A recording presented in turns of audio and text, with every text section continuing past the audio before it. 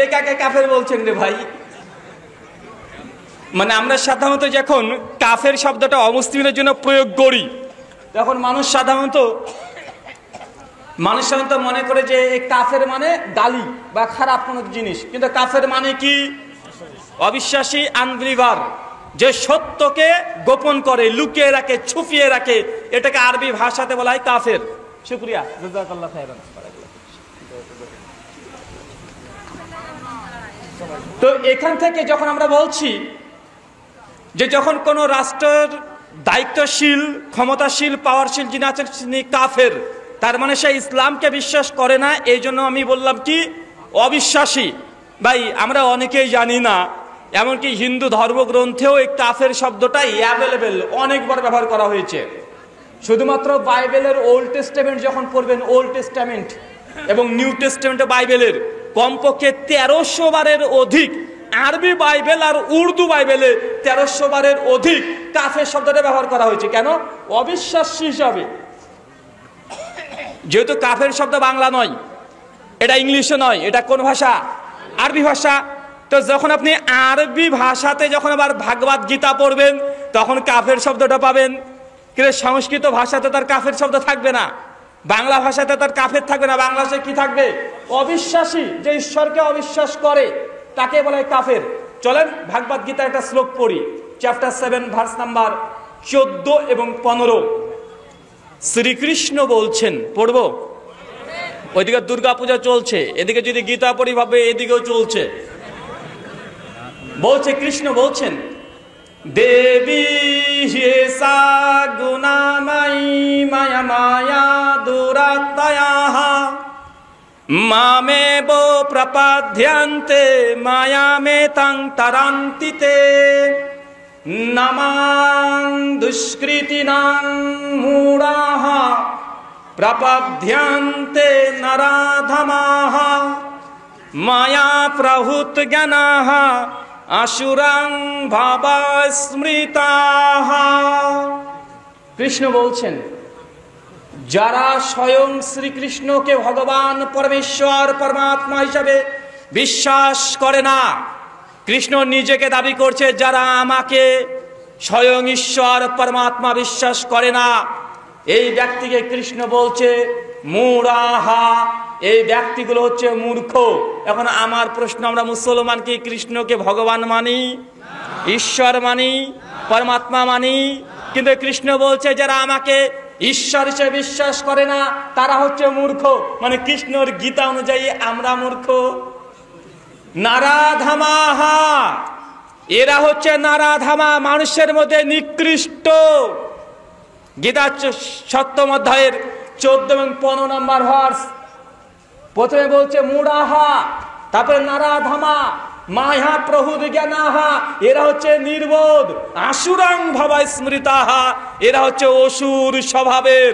মানে দেবী দুর্গার সঙ্গে অসুরের লড়াই চলছে। অসুর মানে খারাপ, পাপিষ্ঠ, মানে ধ্বংস করা উচিত। শ্রীকৃষ্ণ বলছেন যারা আমাকে ঈশ্বর বিশ্বাস করে না এরা হচ্ছে মূর্খ, এরা হচ্ছে নির্বোধ, এরা হচ্ছে নারাধামা, মানুষের মধ্যে নিকৃষ্ট, এরা হচ্ছে অসুর স্বভাবের। এখন বলেন তো আমাদেরকে কতগুলো বলেছে? কথা বুঝতে পারলেন না? দেখবেন কোরআন মাজিদে যখন আছে তওবার 5, 6, 7 নম্বর আয়াতে যে তোমরা মুশরিকদেরকে যেখানে পাও সেখানে ধরো, হত্যা করো। কিছু কিছু মানুষ বলে দেখো আমাদের হিন্দুদেরকে বলছে, কোরআন মাজিদ বলছে দেখলেই হত্যা করে দিতে হবে। বা আসলে কি তাই বলেছে কোরআনে? কোরআনে বলেনি। কোরআন বলছে যুদ্ধের ময়দানে যদি কোনো মুশরিকের সঙ্গে যুদ্ধ হয়, যুদ্ধের ময়দানে যদি কোনো মুশরিক তোমার সঙ্গে অস্ত্র নিয়ে চলে আসতে তোমাকে আঘাত করার জন্য, তুমি গিয়ে তাকে কিস করো, এ কথা বলবে? কি বলবে ভাই? তুমি যুদ্ধের ময়দানে আছো, তুমি আমার দিকে তরবারি তুলেছো। তো ইসলাম বলছে কোরআনের সূরা তওবা 5, 6 নম্বর আয়াত, যখন তোমরা যুদ্ধের ময়দানে থেকে কোনো মুশরিক যদি, কোনো শত্রু যদি তোমাকে আঘাত করে, তুমিও তাকে আঘাত করো। রাস্তাকে ঘিরে ধরো, পথে পথে ধরো। এটা কোন ক্ষেত্রে? কথা বলেন, কোন ক্ষেত্রে? এটা যুদ্ধের ক্ষেত্রে। একই কথা অনেক জায়গাতে হিন্দু ধর্মগ্রন্থ আছে, অনেক জায়গাতে। কোরআনে যত জায়গাতে আছে এর চাইতে হিন্দু ধর্মগ্রন্থে পৃষ্ঠায় পৃষ্ঠায় পাওয়া যাবে। ভাই অত দরকার নেই। দেবী দুর্গার দেখবেন 10খানা হাত, 10টা হাতে গোলাপ ফুল থাকে না, 10টা হাতে অস্ত্র থাকে। কালী পুজোর চেহারাটা দেখবেন আমি কোনো ধর্মকে অপমান করছি না। তার 4টে হাত দেখবেন মরার মাথা নিয়ে ঘুরে বেড়াচ্ছে, আছে না নাই কথা বলেন? হাতে খাড়া আছে, মানে এইসব প্রতিমাগুলোকে দেখে বোঝা যাচ্ছে এরা নিঃসন্দেহে এরা কি করছে, ওরা বলছে দুষ্কৃতিকে ধ্বংস করছে, খারাপ জিনিসকে ধ্বংস করে দিচ্ছে, শত্রুকে ধ্বংস করছে, বিনাশ করছে। তো ভাই এইসব দুর্গা দেবী বা কালী দেবী আমার কোনো আপত্তি নেই, আমার হিন্দু দাদারা সনাতনীরা করছে, করতে পারে, কিন্তু অভিযোগ তখনই আসে যখন তাদের বাস্তব এগুলো আছে। হচ্ছে মুসলমানকে বলে জঙ্গি, মুসলমান সন্ত্রাসী, আছে না নাই কথা বলেন? মহাভারত, গোটা মহাভারতটা রচনা করা হয়েছে যুদ্ধের ময়দান নিয়ে। ভাগবত গীতা 18খানা অধ্যায় আছে, 700খানা শ্লোক আছে, গোটাটাই যুদ্ধের ময়দানেরই কথা। কথা বুঝতে পারছেন না ভাইজান? অথচ আমাদেরকে আবার অভিযোগ করা হয়। আর গীতাতে শ্রীকৃষ্ণ পরিষ্কারভাবে বলছে যারা কৃষ্ণকে বিশ্বাস করে না তারা হচ্ছে নির্বোধ, তারা হচ্ছে মূর্খ, তারা অসুর।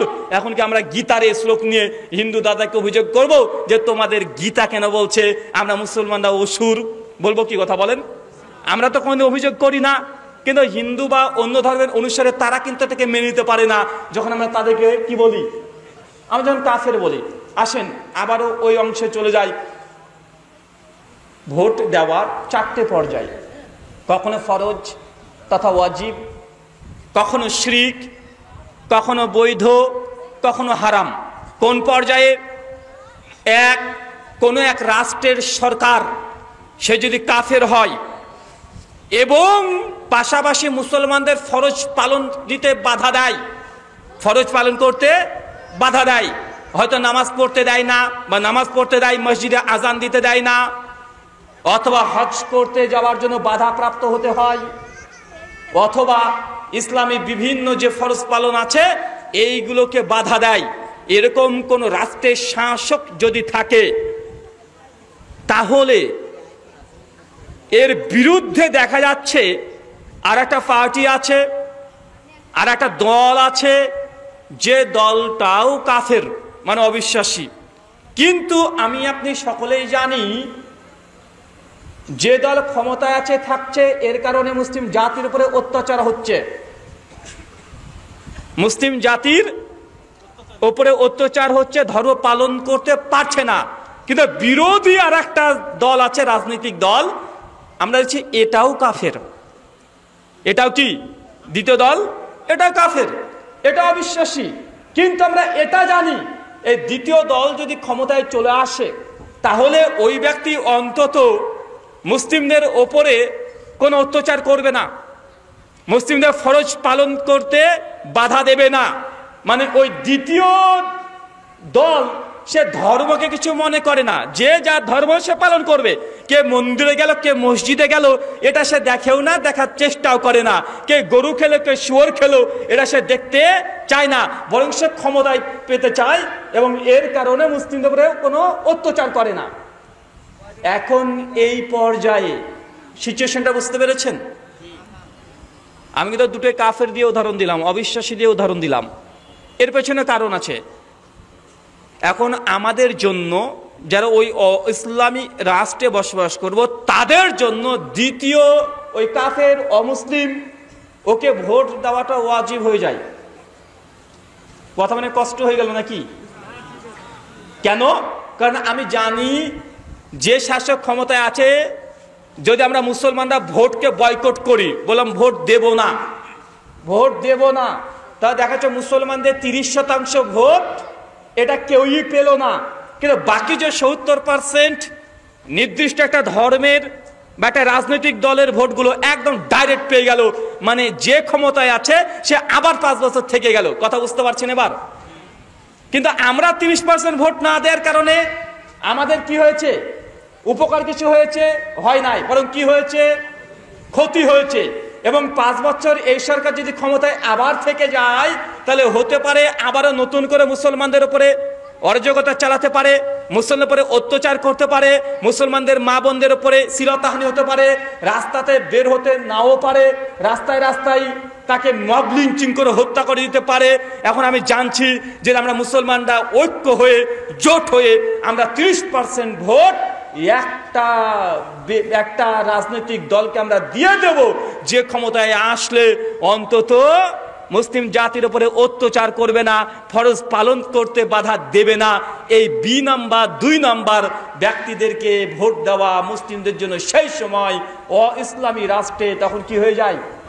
ওয়াজিব হয়ে যায়। যদি না দিই তাহলে ক্ষমতায় থেকে যাবে, আবার অত্যাচার করবে। কথাই এখানে এই অংশটা বুঝতে পেরেছেন তো? ওয়াজিব কখন হয়? আচ্ছা, 2 নম্বর পর্যায়ে কখন শিরিক হয় এবার বুঝি। শিরিক কখন হয়?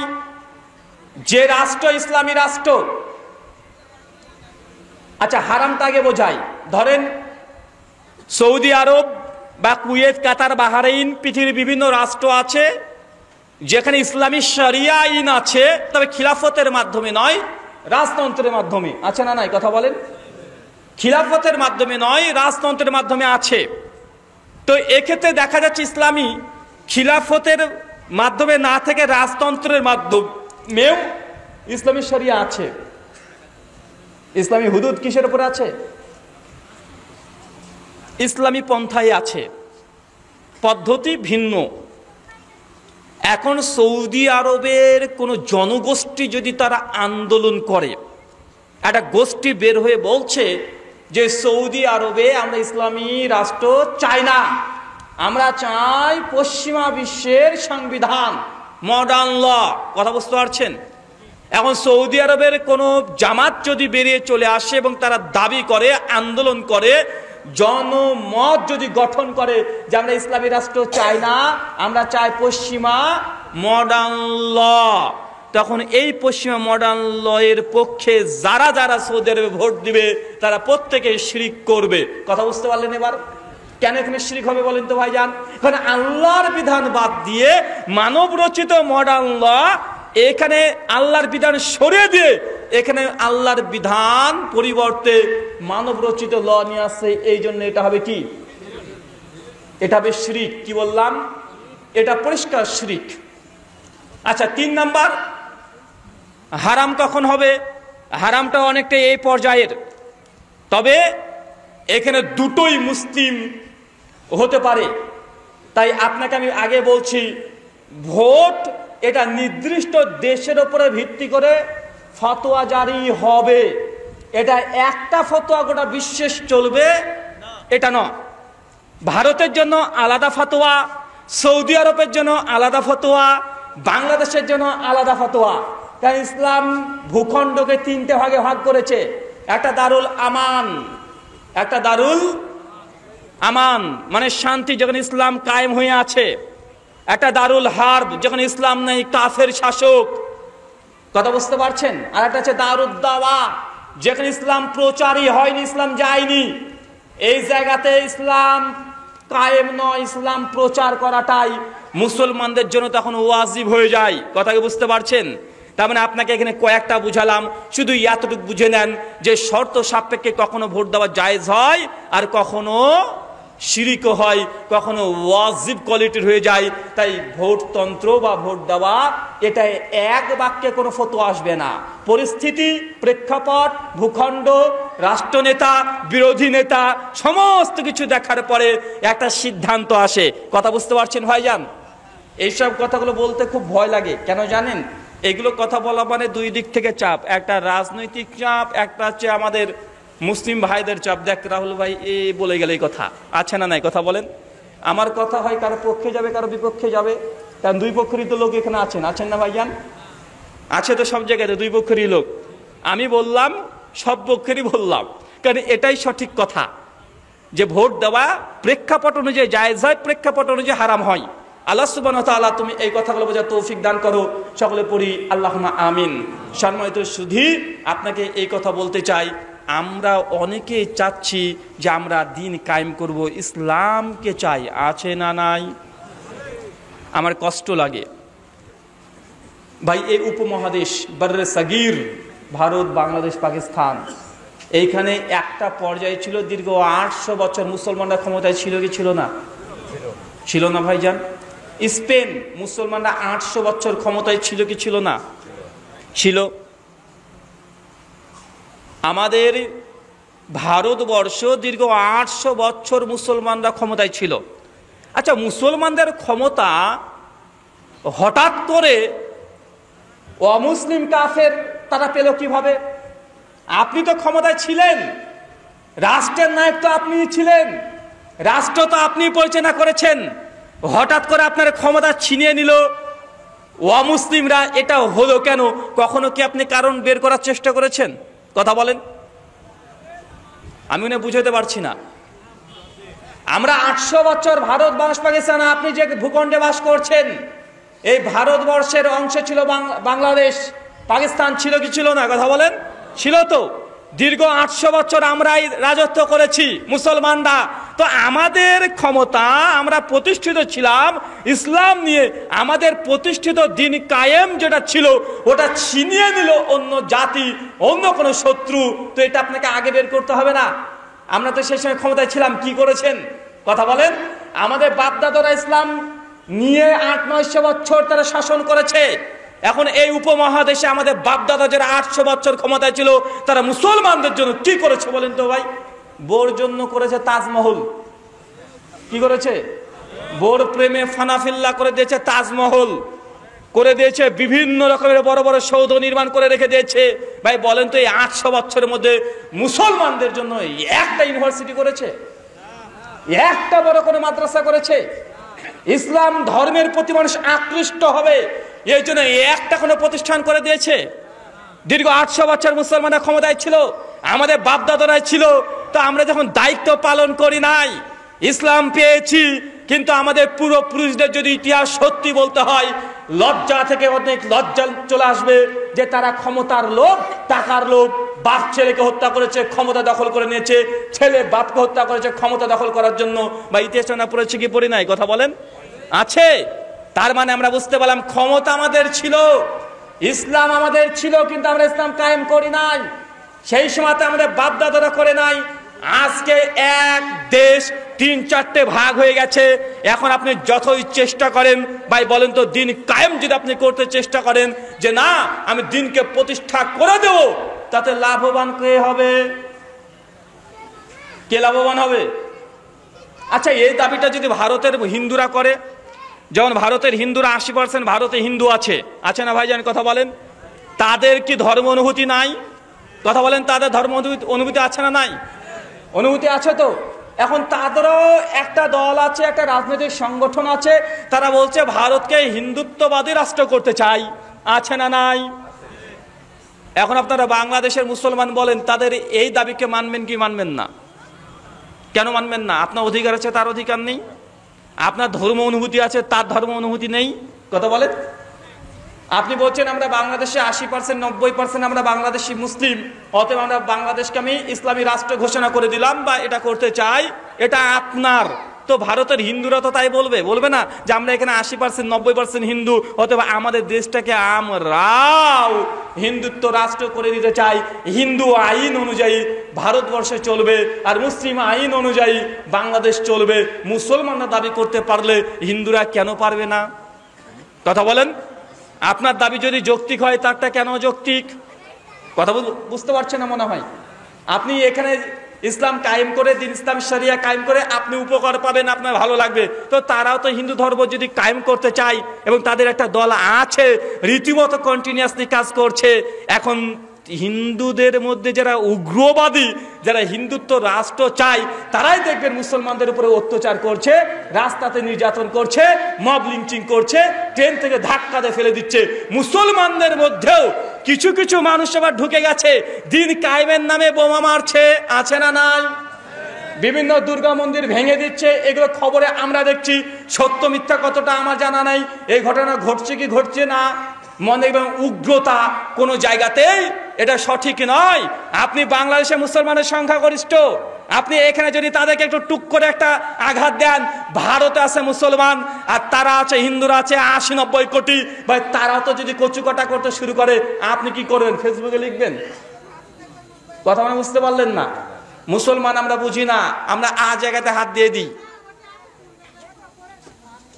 অনেক মানুষ আছে আমেরিকাতে বসে মোবাইলের মাধ্যমে দিন কায়েম করছে, মানে বাংলাদেশ ত্যাগ করে চলে গেছে কাফের রাষ্ট্রে, ওখানে গিয়ে বলছে যে অমুসলিমদের কাছ থেকে জিজিয়া নিতে হবে, কিন্তু ও আছে অমুসলিম কাফের রাষ্ট্রে, ও আমেরিকাতে বসে বসে জিজিয়া নিচ্ছে ভারত থেকে, আছে না নাই? কথা বলেন। ভাই আমি বলছি এগুলো বাস্তবতা মেনে নিতে হবে। আগে বাস্তবতাকে দেখেন যে আপনি যেটা চাচ্ছেন এই চাওয়ার মাধ্যমে বৃহত্তর মুসলিমদের কোনো ক্ষতি হচ্ছে কি হচ্ছে না? আপনারা এখানে যতটা করবেন চাপ কিন্তু ওখানে আমাদের উপরে পড়বে, আছে না নাই? এটা আমরা অনেকে বুঝি না। আপনি যদি এখানে বেশি বাড়াবাড়ি করেন, ওইখানে কিন্তু তারা আছে, তারা কিন্তু আর আপনার ভাইয়ের উপরে বাড়াবাড়ি করবে। তাই এখান থেকে আমরা বলছি দিন কায়েমের একটাই পথ, সেটা হচ্ছে উলামায়ে সালাফ যে দিন কায়েম করেছে দিন প্রচারের মাধ্যমে, দাওয়াতের মাধ্যমে, দাওয়াত দিয়ে দিয়ে সর্বশেষ যখন আমরা দেখব যে না আসলে মুসলমানরা একদম সংখ্যা গরিষ্ঠ, মুসলমানরা গোটা একদম মুসলমানরা ইমানের জজবায় পরিপূর্ণ হয়ে গেছে, সেই সময় পদক্ষেপ নেওয়া যেতে পারে, তার আগে নয়। আমি মানে বুঝাতে পারছি না, কারণ এই ইস্যুগুলো অনেকগুলো ভাইটাল। কিছুটা আছে রাজনৈতিক, কিছু আছে ধর্মীয় অনুভূতি, কারণ আমাদের প্রত্যেকের ধর্ম অনুভূতি আছে। দেখেন ভারতবর্ষে একটা মুস্কান, নাম শোনেন না ভাইজান? আজকে 2 বছর আগে কর্ণাটকে একটা মেয়ে, মুসলমান মেয়ে, সে বুরখা পরে যাচ্ছিল, কিছু হিন্দু দাদারা তারা জয় শ্রীরাম জয় শ্রীরাম করে চিৎকার মারলো, আর মেয়েটা চিৎকার মেরে বললেন আল্লাহু আকবার। গোটা বিশ্ব একদম কেঁপে উঠলো। উঠেছে ওঠে নাই? বাংলাদেশের মুসলমানরা ফেসবুকে লিখছে আল্লাহু আকবার, কেন মুসলমানকে বুরখা পড়তে দেবে না? বুরখা জিন্দাবাদ, আল্লাহু আকবার জিন্দাবাদ, আর মুস্কান জিন্দাবাদ। আমরা করেছি কি করি নাই?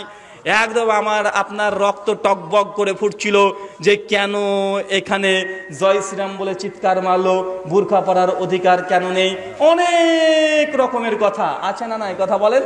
আবার যে এই ফেসবুকে আল্লাহু আকবার পোস্ট লিখেছে, ওর বউ নিজে বেপর্দায় রাস্তায় ঘুরে বেড়াই, কিন্তু ফেসবুকে কিন্তু একদম পাক্কা ফেরেশতা নেমে এসেছে, বা আছে না ভাইজান?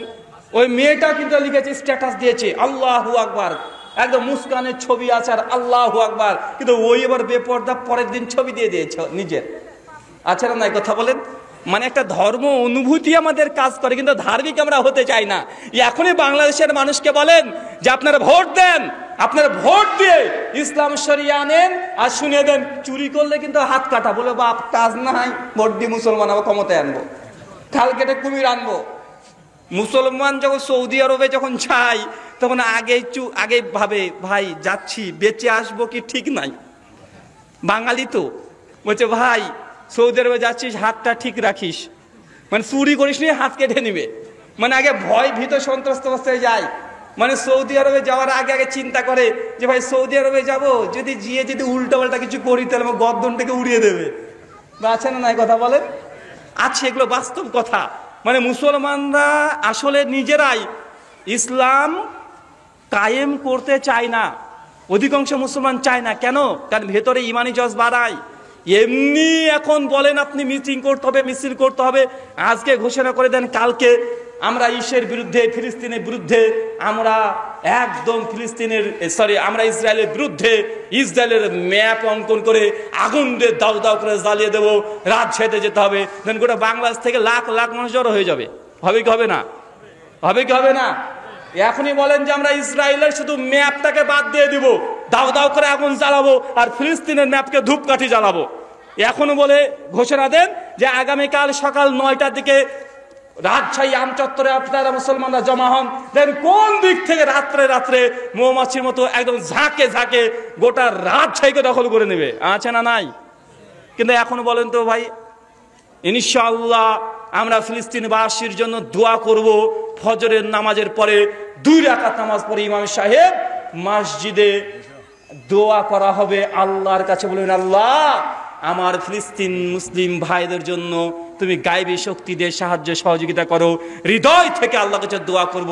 আজকে ফজরের নামাজের পরে বা ফজরের নামাজে কুনুতে নাজেলা পড়ব, আপনাদেরকে ঘোষণা করা হোক, দেখবেন মুসল্লি যে কটা হয় সে কটা হবে, একটাও পারবে না। আছে না? কথা বলেন, বুঝাতে পারছি না ভাই। বলেন তো আপনার মিটিং মিছিল করে 5 পয়সা উপকার ডেকে আনতে পারবেন? কথা বলেন। হয়েছে আজ পর্যন্ত কি উপকার হয়েছে?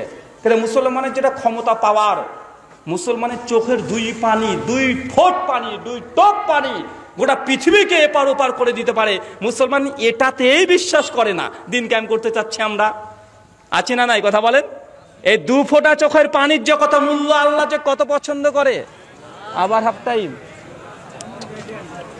আল্লাহুস সামাদ।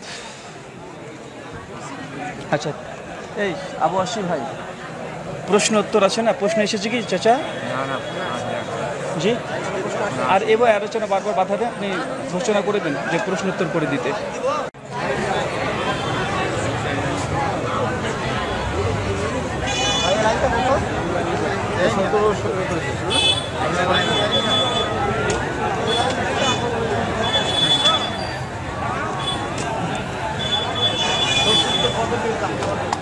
জি জি,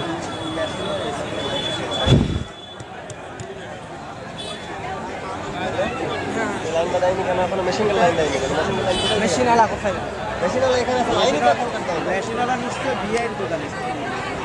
না আমি বলি মাহাজন জানে এত কথা বেশি। সব ঠিক আছে, বিআইয়ের দোকান আছে।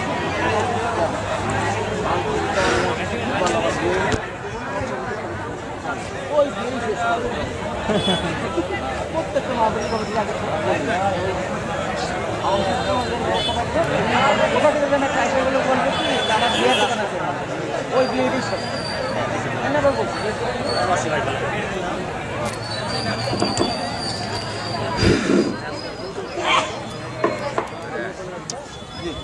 আসসালামু আলাইকুম ওয়া রাহমাতুল্লাহি ওয়া বারাকাতুহু। ছুটি ঘন্টা। বসে আছেন কেন রে ভাই? চলে গেলেই তো পারেন। আপনারা বসে আছেন বলে আমাদেরকে এখন বলতে হবে। অন্ধকার কেউ দেখতে পেত না, চলে যেতেন। আচ্ছা, যাই হোক, আমরা আলোচনা এখানে ইতি করছি। প্রশ্ন উত্তর অনেক চলে এসেছে। রাত্রি 11টা প্রায় 40 মিনিট। আমরা প্রায় 20 মিনিট প্রশ্ন উত্তর করবো। থাকবেন না চলে যাবেন? কারা কারা চলে যাবেন হাত তোলেন। যারা যারা চলে যাবেন তাকেও একটা করে আতর দেবো। একটু হাত তোলেন তো ভাই, কারা কারা যাবেন? চলে যাবেন? আতর নেওয়ার ধান্দায়? আচ্ছা ঠিক আছে, আপনাকে আতর এমনি দেবো, বসে থাকেন। শুক্রিয়া, বারাকাল্লাহ ফিক। অত ভাই নাই রে ভাই। আচ্ছা জি, প্রশ্ন পড়তে শুরু করেন। জি, শুক্রিয়া। আসসালামু রাহমাতুল্লাহ।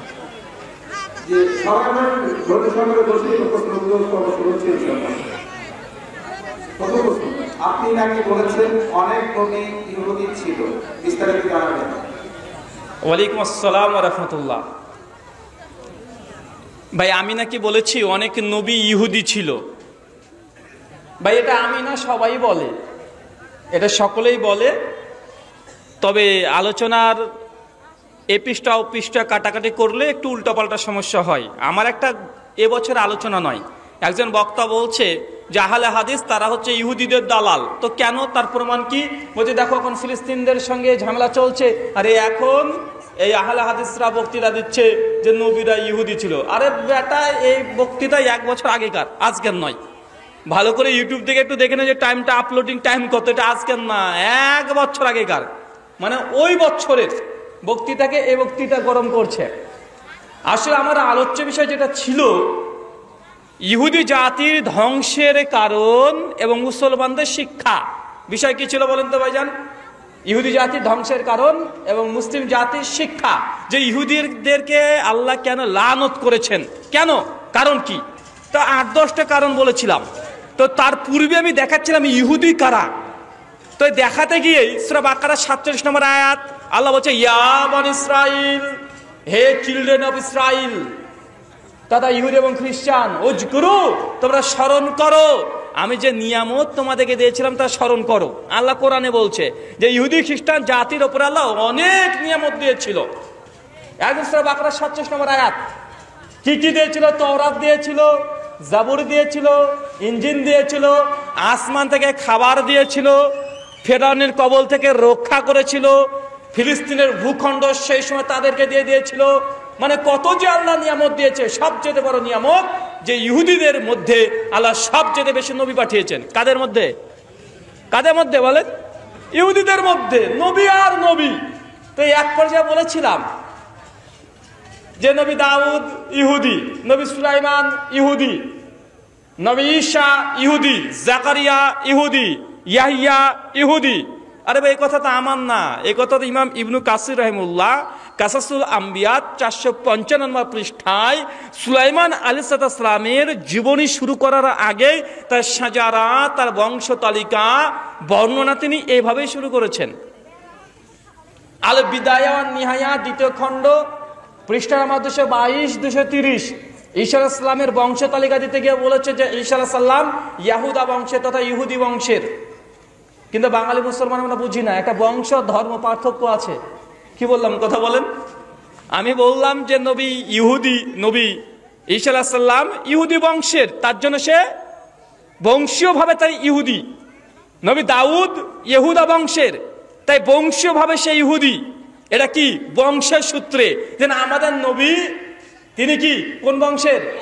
কুরাইশ বংশের, বংশীয় হয়েছে কুরাইশি। কথা বুঝতে পারছেন না? একটা বংশীয় পরিচয়, একটা ধর্মের পরিচয়। মূর্খ বাঙালি এটাই বুঝে না, ও ভেবেছে ইহুদি মানে ইহুদি ধর্মের। আরে বাবা, সেই সময় ধর্ম ইহুদি ছিল না। ঈসা আলাইহিস সালামের সময় ইহুদি ধর্ম ছিল না। নবী মূসার সময় ইহুদি ধর্ম ছিল না। প্রত্যেক নবী রাসূল তারা মুসলমান, প্রত্যেক নবী রাসূল তারা ইসলাম ধর্ম নিয়ে এসেছে, তারা কোনো ধর্ম নিয়ে আসেনি। মানে নবী ইব্রাহিমের সন্তান ইসহাক, ইসহাকের সন্তান ইয়াকুব, ইয়াকুবের 12 সন্তান, 12টা সন্তান, 12টা গোত্র, 12টা বংশ তৈরি হয়েছিল। এই 12 বংশের মধ্যে একটা বংশের নাম হচ্ছে ইহুদা বংশ, মানে ইহুদি। কথা বুঝতে পারছেন? একটা হচ্ছে লেভি বংশ, একটা ইউসুফ আলাইহিস সালাম চলে আসছে, একটা বেনিয়ামিন চলে আসছে। 12 সন্তান থেকে 12টা জাতি তৈরি হয়েছিল। তা আমি এই জাতি ভিত্তিক বলেছিলাম যে এইসব নবী রাসূল যাদের নাম নিলাম এরা হচ্ছে ইহুদি, ধর্ম হিসাবে নয়, গোত্র হিসাবে, বংশ হিসাবে। বাঙালি উল্টো বুঝলো।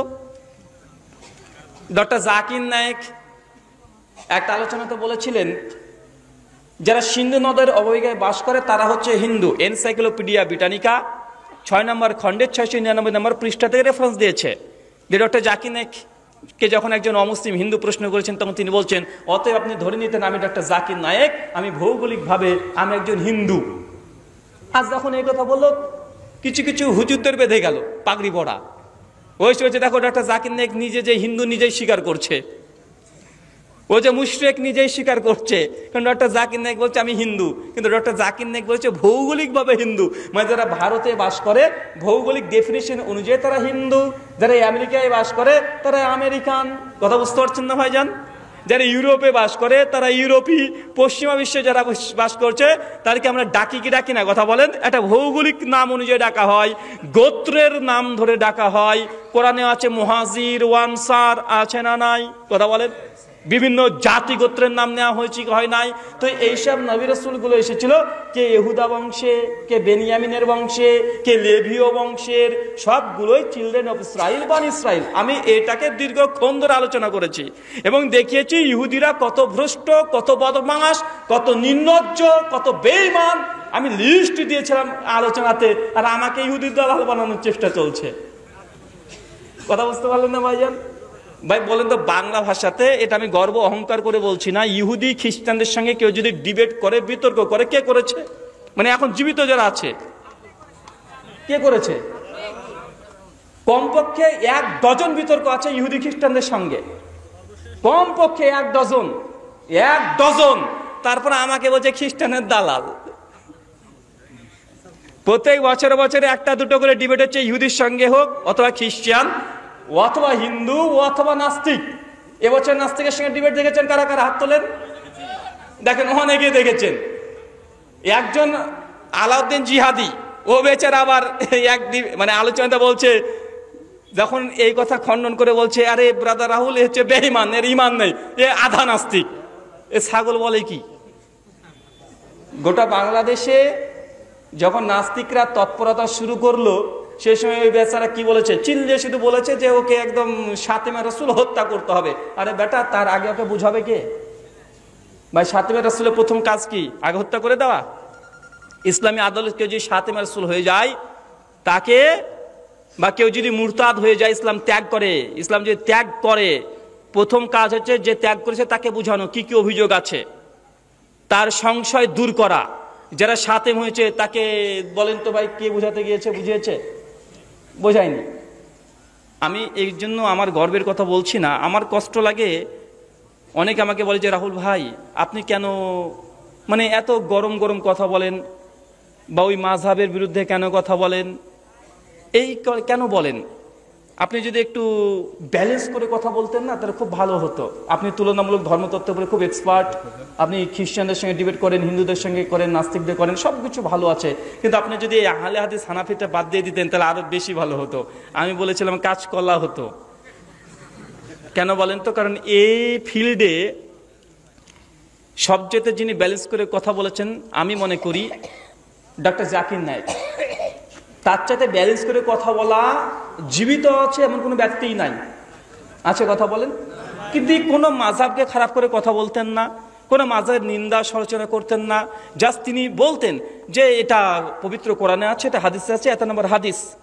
তারপরেও যখন ডক্টর জাকির নায়েকের কিছু মাসআলা বা প্রশ্নের উত্তর একটা নির্দিষ্ট মাযহাবের বিরুদ্ধে চলে গেল, তখন তারা ডক্টর জাকির নায়েককে বলে ইহুদির দালাল বলেছে। কি বলেন? কথা বলেন। ডক্টর জাকির নায়েক খ্রিস্টানদের দালাল, ডক্টর জাকির নায়েক কাফের। দারুল উলুম দেওবান ভারত থেকে ডক্টর জাকির নায়েকের বিরুদ্ধে 2 খণ্ডের 1,500 পৃষ্ঠার বই প্রথম বের করেছে 2008-এ হাকিকাতে ডক্টর জাকির নায়েক। কথা বুঝতে পারছেন না? বাংলাদেশ থেকে 1 ডজন বই বের করেছে ডক্টর জাকির নায়েকের বিরুদ্ধে মুসলিম আলেম ওলামারা, কওমিরা আর বেরলবিরা বের করেছে। বন্ধু, ডক্টর জাকির নায়েকের চাইতে ব্যালেন্স করে কথা বলা আর কি সম্ভব আমার দ্বারা? তো আমি যখন দেখলাম যে ডক্টর জাকির নায়েক উম্মার জন্য এত খেদমত করছে, এত ব্যালেন্স করে কথা বলছে, তথ্যভিত্তিক কথা বলছে, ডক্টর জাকির নায়েকের যদি শেষ উপাধি মুসলিম উম্মার কাছ থেকে গিফট যদি পাই ইহুদি আর খ্রিস্টানদের দালাল, তা আমি কথাকার হত ছাড়া আমি অত ভদ্র হয়ে কথা বলতে পারবো না। কারণ ডক্টর জাকির নায়েককে তুমি ছাড় দাওনি, আমি কথাকারকে। তার জন্য যা আছে কোরআনে, যা আছে হাদিসে, যা আছে পরিষ্কার ডাইরেক্ট বলে দেবো। যদি বুক টুক ছিঁড়ে চীর্ণ বিচ্ছিন্ন হয়ে যায়, যাবে যাক। কারণ ডাক্তার জাকির নায়েক চেষ্টা করেছে, জ্বলন্ত দেখছি, পারেনি। শেষ পর্যন্ত ইহুদির দালাল, খ্রিস্টানদের দালাল, নিজের দেশ ত্যাগ করে তিনি চলে গেলেন মালয়েশিয়ায়। এটা হিন্দুদের জন্য নয়, মোদী সরকারের জন্য নয়, এটা সবচাইতে যদি বেশি কারো যদি মানে এর ওপরে যদি প্রভাব খেটে থাকে বাংলাদেশে কিছু হুজুরের জন্য। জি, কারণ মোদী সরকার 2008-এ একবার চেষ্টা করেছিল, যখন ক্ষমতায় ছিল না তখন ডাক্তার জাকির নায়েককে তাড়িয়ে দেওয়ার, ভারত থেকে পারেনি। যখন 2012 সালের দিকে যখন দেখছে যে না ভারতবর্ষের মধ্যেই ডক্টর জাকির নায়েকের বিরুদ্ধে একের পর এক ফতোয়া চলে আসছে, দেওবন্দ থেকে বলছে ডক্টর জাকির नायक गुमराह, फिर के अहले हदीस के एक शख्स है, इसको जो लेक्चर वगैरह है पाबंद करना पड़ेगा। যখন ওপেন বলে দিল দারুল উলুম দেওবন্দ থেকে, যখন পরিষ্কার ভাবে বেরলভী যারা আছে, ইউপি যারা বেরলভী মানে আপনার বাংলাদেশের তথাকথিত সুন্নি যারা আছে, ওরা পরিষ্কার বলছে ডক্টর জাকির নায়েক এ কাফের হয়ে, পরিষ্কার বক্তৃতার মধ্যে। তখন ভারতের যারা মাথা বড় বড় মাথা তারা বুঝে নিল যে দেওবন্দি ভারতবর্ষের 30% মুসলিমের মধ্যে দেওবন্দি মুসলিম আছে কমপক্ষে 10-এর অধিক, সুন্নি মুসলমান আছে কমপক্ষে 7-এর অধিক, 70% মুসলমান বেরিয়ে গেল ডক্টর জাকির নায়েকের বিরুদ্ধে। তারপরে কিছু শিয়া যারা আছে হায়দ্রাবাদের, তারা ফতোয়া দিয়ে দিল ডক্টর জাকির নায়েক এ গুমরাহ। কেন? ডক্টর জাকির নায়েক ইয়াজিদের ব্যাপারে কিছু ভালো ভালো কথা বলেছিলেন সেই সময়তে একটা লেকচারে। তখন শিয়ারাও প্রতিবাদ করতে শুরু করে দিল, বলছে শিয়ারা আছে ভারতবর্ষে মুসলিমদের মধ্যে 4%, হয়ে গেল 21%। যখন পুরো তারা ছক কেটে নিচ্ছে যে এরা 10-23%, লাস্টে থেকে গেছে মাত্র 3% যারা আহলে হাদিস এরাই সমর্থন করে। সালাফিজম পরিষ্কার, তারা মিডিয়াতে বলেছে ডক্টর জাকির নায়েক जो फंडिंग करती है वो सलाफिज्म सऊदी वहाबी, পরিষ্কার বলেছে। এবং মোদি সাহেব পরিষ্কার ভাবে বলেছে যে हमारा भारत की अंदर भाई और बहनों, উনি এইভাবে কথা বলেন, भाई और बहनों हमारा भारत के अंदर जो सूफीबाद जो है मुसलमान, इसका बिल्कुल मैं मोदी साथ हूं, और जो सलाफिज्म वहाबी जो है बिल्कुल ये इस्लाम नहीं है, इसके मैं खिलाफ हूं। পরিষ্কার বলেছে উনি যে ভারতের মধ্যে যে সুফিবাদ আছে এটার আমরা পক্ষে, সুফি মুসলিমদের পক্ষে। কারণ সুফি মুসলিমদের পক্ষে কেন? কারণ হুজুর মুরগি জবাই করতেও ভয় পাই।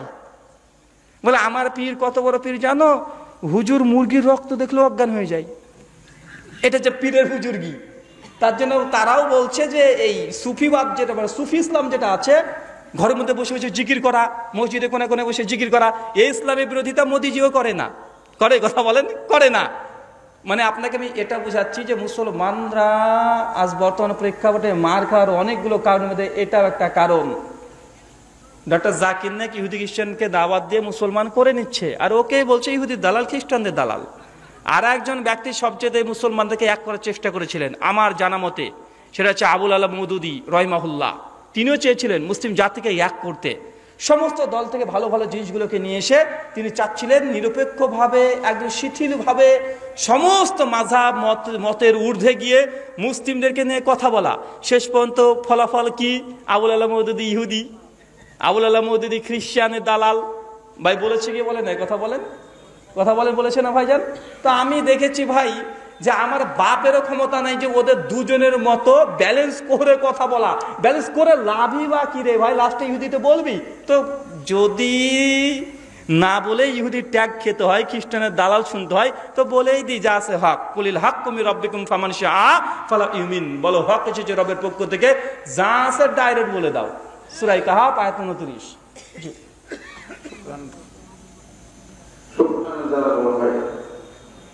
হামাস কি জঙ্গি সংগঠন?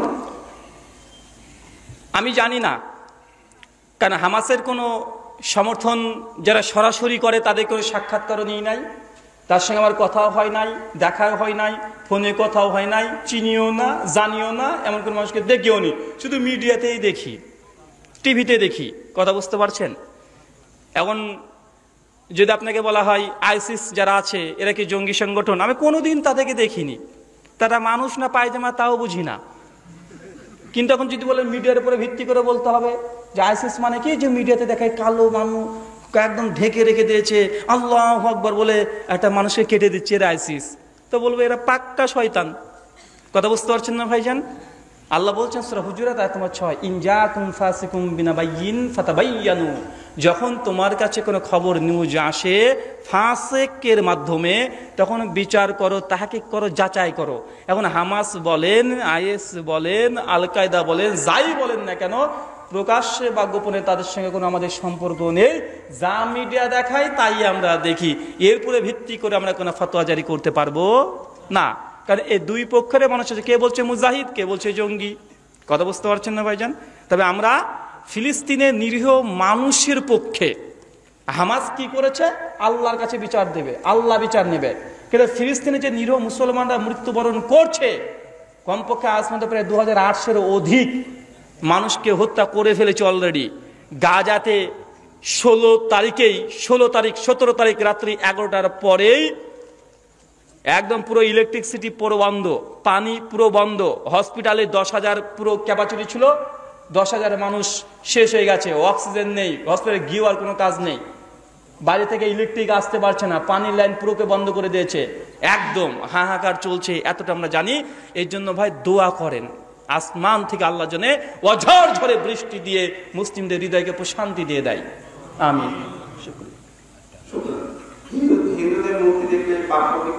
হিন্দুদের মূর্তি দেখলে পাপ হবে কি? হবে না।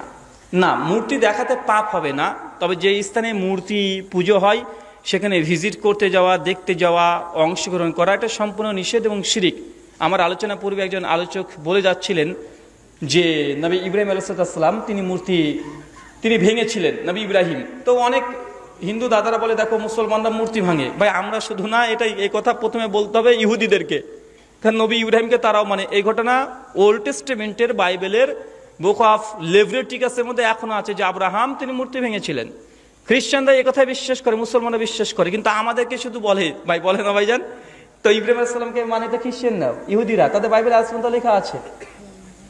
তাই সুনান কুবরালিল বাইহাকি হাদিস নাম্বার 1789, সনদ হাসান ইবনে ওমর রাদিয়াল্লাহু আনহু, তিনি যখন কোনো গির্জার পাশ দিয়ে যেতেন তিনি বলতেন যে আমি ভীত সন্ত্রস্ত হচ্ছি, আল্লাহ না জানি এই সময় তো কোনো আযাব আমার উপরে অবতীর্ণ করে দেন।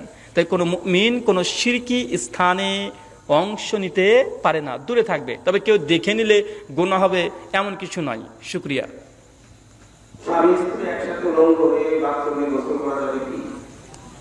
ভাই তোর জিনিস তুই যা ইচ্ছা তাই কর, কোনো সমস্যা নেই যদি ঘেরা থাকে। কথা বুঝতে পারলেন না ভাইজান? যদি ঘেরা থাকে যা ইচ্ছা তাই করেন, সমস্যা নেই ভাই। আমার স্ত্রীর মাথা একটু সমস্যা রয়েছে তা আমি বুঝতে পারি, তবে সাধারণ মানুষের বাবা মা ভাই বোনের কাছে ভালো হয়ে থাকে, কেউ তার মাথার সমস্যা বুঝতে পারে না, এমন অবস্থায় তাকে তালাক দিলে আমি পাপি হব? ভাই এটা তো ডাক্তারের কাছে যেতে হবে, হুজুরের কাছে কেন? আপনার বোর মাথা খারাপ না পেট খারাপ সেটা আপনি ডাক্তারের কাছে যাবেন। প্রথম কথা হচ্ছে যে আপনার স্ত্রী যদি অ্যাবনর্মালিটি কিছু বুঝতে পারেন, মানে সম্পূর্ণ মানে পাগল নয়, যেটাকে বলে অ্যাবনর্মাল, মানে স্বাভাবিক মানুষের চেয়ে কিছু কিছু ক্ষেত্রে ব্যতিক্রম, এই শুধু ব্যতিক্রমের কারণে আপনার স্ত্রী ব্যতিক্রম থাকার পরে যদি আপনার হক আদায় করে, সন্তানের হক আদায় করে, কথা বুঝতে পারছেন, আপনার নিজের হক আদায় করছে, সন্তানের হক আদায় করছে, পরিবারের হক আদায় করছে, তাহলে এই স্ত্রীকে তালাক দেবেন না। কারণ আল্লাহ সুবহানাহু ওয়া তাআলা তাকে যদি অ্যাবনর্মাল করেই পাঠান, এটা আপনার জন্য পরীক্ষা। কি বললাম কথা বলেন? স্ত্রী, কন্যা, পুত্র, জমি, সম্পত্তি, এগুলো কি পরীক্ষা। সূরা বাকারা 155 নম্বর আয়াতের পর পর, সূরা আলে ইমরান 186 নম্বর আয়াতের পর পর আল্লাহ বলে দিয়েছেন এগুলো আপনার জন্য, এগুলো পরীক্ষা। শুধু এই কারণেই আপনি তালাক দেবেন এটা উচিত নয়। শুকরিয়া। প্রথম বিবাহ বিচ্ছেদের পর দ্বিতীয় বিবাহ করি। আমার প্রথম পক্ষের মেয়ে আছে, কিন্তু আমার বর্তমান স্ত্রী তাকে মেনে নিতে পারে না এবং কিছু দিলে হিংসা করে। এখন আমার করণীয় কি? দুই বউ কোথায় আছে ভাইজান? একই বাড়িতে? না না, বিচ্ছেদ হয়ে গেছে, প্রথম বিবাহ বিচ্ছেদ হয়েছে। প্রথম বিয়ে বিচ্ছেদ হয়ে গেছে, নাই, মানে তালাক হয়ে গেছে। আচ্ছা, মানে বউকে দেন না আপনার মেয়েকে দেন তার মানে। আর দ্বিতীয় বউ এখন রাগ করে মেয়েকে দিলে, রাগ করলে কাজকলা দেখাবেন, ওই মেয়েটার হক ওকে দেবেন, কোনো সমস্যা নেই। জি, শেখ আব্দুর রাজ্জাক বিন ইউসুফের মতো এখন উত্তর দেবো কিছু এক কথাতে, ঠিক আছে? আমার নামের শেষে ব্রাদার লেখা কেন? আচ্ছা, এটা শেষে দিই তাহলে। আমরা জানি হিন্দুদের পূজার জন্য অর্থ সহযোগিতা, কিন্তু মুসলিমদের দেওয়া কর বা ট্যাক্স এর টাকা সরকার হিন্দুদের পূজায় দিচ্ছে, তাহলে আমরা গুনাহগার হব কি? রাষ্ট্রীয় ফান্ড থেকে সরকার যদি কোনো ভর্তুকি দেয় যে কোনো ধর্মের ব্যক্তিদেরকে, এটা বৈধ, অবধারিত, দিতে পারে। তবে ধর্মীয় কাজে দিতে পারবে কি পারবে না এটা নিয়ে সালাফদের থেকে দ্বিমত ছিল। এটা মনে রাখবেন যে অমুসলিমদের সোশ্যাল ওয়ার্কিং, মুসলিম রাষ্ট্রে অমুসলিম যারা বৃদ্ধ হয়ে গেছে তারাও ভাতা পাবে, কথা বুঝতে পারছেন? যদি মুসলিমরা ভাতা পায়, অমুসলিমরা কি ভাতা পাবে? ওমর ইবনুল খাত্তাব রাদিয়াল্লাহু তাআলার খিলাফতে তিনি ভাতা দিয়েছেন অনেক ইহুদি নারীদেরকে। কিন্তু ধর্মীয় কোনো অনুষ্ঠানে ইসলামী শাসক তিনি বন্টন করতে পারবেন কি পারবেন না? বিশুদ্ধ মত পারবেন না। যদি করেন জনগণ শিরকের নিমজ্জিত হবেন না, বরং সরকার যিনি আছেন, যিনি এই বিল পাশ করেছেন, তাদের সঙ্গে সংশ্লিষ্ট যে সর্বা তিনি এখানে শিরকের গুনাতে অংশী হবেন, এই মতটাই বেশি আফজাল। জাযাকাল্লাহু খায়রান। আজকে সর্বশেষ মুসলমানরা হিন্দু টিচার বা কোনো সম্মানিত ব্যক্তিকে কি বলে সম্মান করবে? যে এলাকাতে যা বলে সম্বোধন করতে হয় সে এলাকাতে তাই বলে সম্বোধন করবেন। কোনো জায়গায় যদি থাকে স্যার তো স্যার, এখন চীনে গিয়ে যদি থাকে চুন তো চুন, বুঝতে পারলেন না ভাইজান? মানে সম্মানীয় ব্যক্তি যারা আছে, যেমন সৌদি আরবে শেখ, ইয়া শেখ, কথা বুঝতে পারলেন না ভাইজান? যে এলাকাতে যেইভাবে সম্বোধন করলে মানুষ এটাকে ভালো মনে করে, যেমন হিন্দু দাদারা কি বলে, তারা শ্রী বলে, শ্রীমতী বলে, তারা দেবী বলে, মেয়েদেরকে দেখা হলে বলে যে অমুক দেবী তাই বলে, আগে বলে দেবী, শ্রীমতী, এসব শব্দ ব্যবহার করে। একটা ঘোষণা আমার লেখা বই আছে এবং আজকে অফারও আছে, মানে সরাসরি প্রকাশনী তারা দিয়ে দিয়েছে, প্রায় বই আছে প্রায় 10খানা 11খানা।